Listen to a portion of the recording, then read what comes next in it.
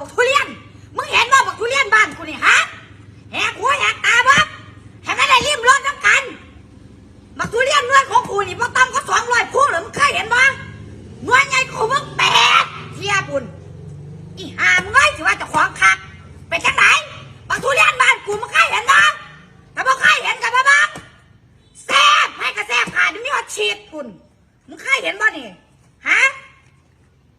กูก็ว่ามันที่สุดกับไว้เนาะมึงจะได้กินง่ายป่ะเนี่ยสิผ้าให้เบิ้งว่าจะผ้าจังสี่เบิ้งผ้านี่ก็ได้แค่ที่สิมาผ้า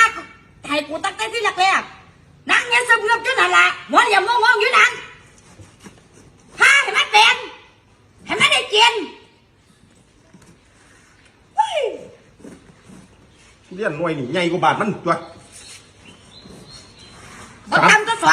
200ยิ้มเลยนี่ปาดีๆแหมมันนี่มีหัวฉีดเอาเบิ้งคัก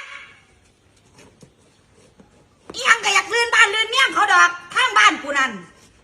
บอกก็สูงขอดบอกโปรเฟชชั่นแนลข้าออก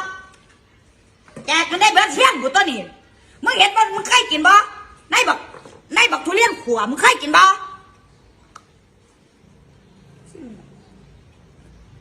เดี๋ยวนะกรอบนอกนุ่มในหอมมาสมุนตัวพูนชีดเคยเห็นบ่เอาผู้บ้านมันมานับแทงกับบ้านเฮาดูนี่ชีดบักทุเรียนบอกว่าเอามานับแทงด้วยอันมึงพาอยู่นั่นจิ๊บจ้อยลูกกระจอกเอา